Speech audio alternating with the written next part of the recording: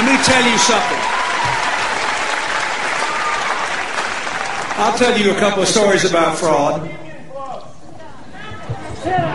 The Bohemian Club.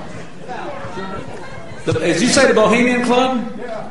That's where all those rich Republicans go up and stand naked against redwood trees, right? I've never been to the Bohemian Club, but you ought to go. It'd be good for you. Get some fresh air. Hello, I'm Alex Jones, and I'm a radio and television host based in Austin, Texas. And for many years, I've been exposing the criminal activities of the global elite, also known as the New World Order. In my research, I come, well, eye to eye with something that's even hard for me to believe.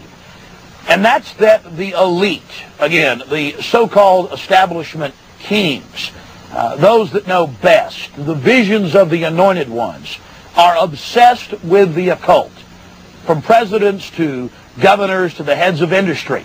You see, for over 120 plus years in Northern California, in Sonoma County, on a 2,700-acre secluded redwood grove, leaders from around the world, prime ministers, chancellors, presidents, governors, again, the heads of industry, banking, academia, the media, Hollywood, only a select few, a little over 2,000 people, travel there to engage in bizarre, ancient Canaanite, Luciferian, Babylon mystery religion ceremonies. And I successfully infiltrated through the Secret Service, through the guards, through the Sonoma County Sheriff's Department. We were inside 4 hours. That's only one day out of the 2 weeks that they meet there for the admitted Summer Fire Festival of the Bohemian Club. I hope that our hidden cameras can give you at least a small piece of what I witnessed. Now a question. What have Herbert Hoover, Art Linkletter, Jack London, and Richard Nixon all had in common? Well, they've all been members of the exclusive all-male Bohemian Club in California, where every year at this time the elite from around the country get together for 2.5 weeks of fun and games. Steve Shepard has this special assignment report. More than 2,000 members of San Francisco's exclusive and all-male Bohemian Club have once again descended on Northern California. These men will spend most of the month of July encamped on some 2,700 acres of pristine and privately owned redwood forest. Forest very much like this. The place is called Bohemian Grove, and it's located just 80 miles north of San Francisco. The Grove is the Bohemian Club's summer retreat, and its facilities are hidden beneath lush forest canopy extending south from the banks of Sonoma County's Russian River. For more than a century, the camp has been a place where club members and guests from all across America gather to relax. The retreat is divided into dozens of small camps, the most prominent of which is called Mandalay. Among its members are businessmen like Leonard Firestone and Edgar Kaiser, and political figures like Gerald Ford, Henry Kissinger, William French Smith, and George Shultz. President Reagan, Vice President Bush, and Defense Secretary Weinberger are members of other camps.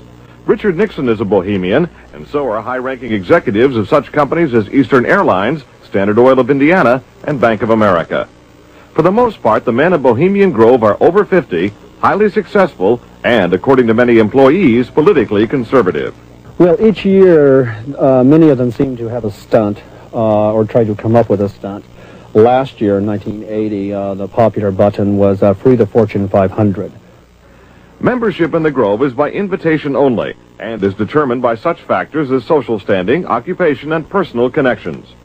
Privacy is one of the Grove's most cherished virtues.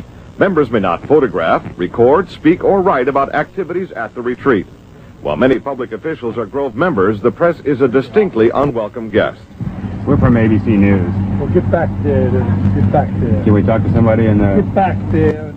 Anyone willing to navigate a boat up the Russian River can get a glimpse of the northern edge of the compound, but that's about all. Still, there are outsiders who have researched the Grove. Sociology professor William Dumhoff found out enough to write a book on the place. Well, I think it's a playground for the powerful. It's a place where wealthy men from all over the United States gather for 2 weeks to relive summer camp with this ceremony called the cremation of care. that begins the 2-week encampment, where the body of dull care, symbolizing woes and concerns, is burned on an altar in front of a big owl statue. When that ceremony ends, they all start to cheer and yell and hand each other a beer. And other regular activities include the production of 2 plays, one of which involves major sets, orchestral music, and extravagant costumes. The other play appears to be just a bit on the lighter side, at least judging from these old photos. Members also spend time swimming, hiking, relaxing in the sun, and doing a bit of drinking from the Grove's own privately labeled spirits. Like a boys' camp, the Grove has a symbol, in this case a somewhat fierce-looking owl. It also has a patron saint, St. John of Nepomuk, a legitimate 13th century Bohemian canonized for his sense of honor. What the Grove does not have is any women, not even as employees. Despite its camp-like atmosphere, the Grove does host some serious business. To the degree that there's anything important happens at the Bohemian Grove, it's political. The important speeches that have been made at the Bohemian Grove have been made, for instance, and the best example, by Richard Nixon.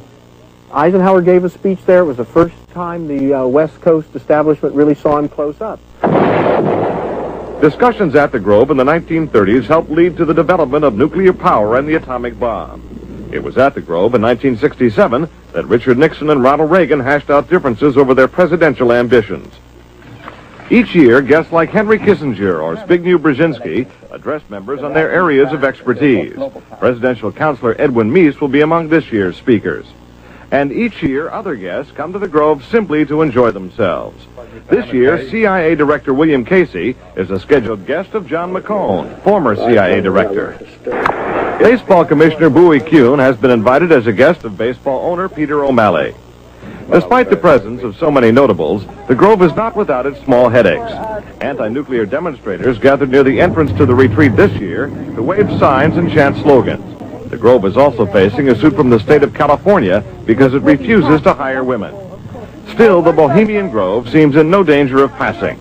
Herbert Hoover called it the world's greatest men's party, and there is a list of powerful people waiting to get in on it. Steve Shepard, ABC News, San Francisco.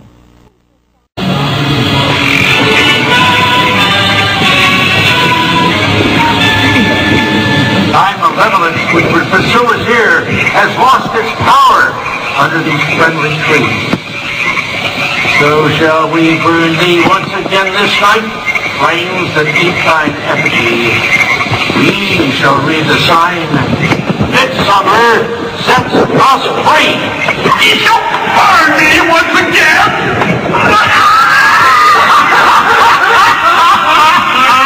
Not with these flames, which hither ye have brought from regions where I reign. Ye fools and priests, I spit upon your fire.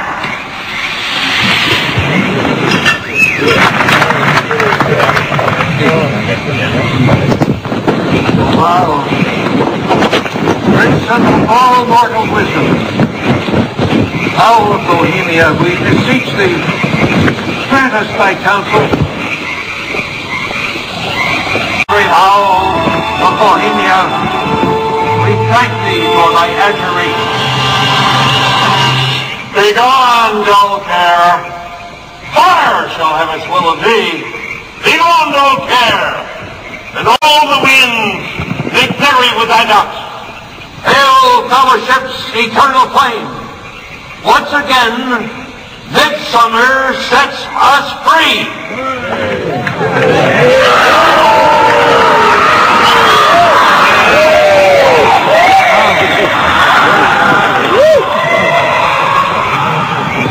There you see the funeral pyre burning with the effigy of a human, or it could be real, ladies and gentlemen. There's been a lot of strange going-ons in that area of Northern California, but this is what the establishment is into right here in America. Republican, Democrat, you name it. They're all working on the same team. Ladies and gentlemen, it's called world government, the New World Order, dehumanization. It's not a joke. It's deadly serious. Unfortunately, they've been breeding societies to think everything's a joke. I'm here to tell you truth is stranger than fiction.